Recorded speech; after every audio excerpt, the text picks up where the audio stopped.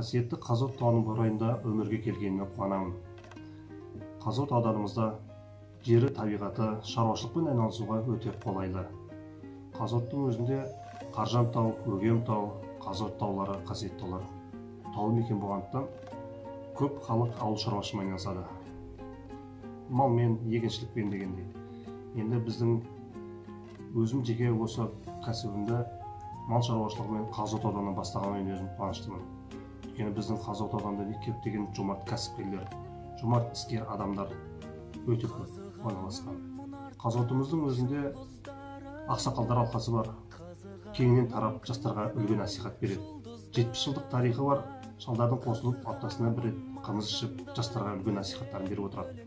Тура жол беріп, баталарын беріп отырады. Баталарын алып, жігерден елге еңбек етіп келетін жеріміз.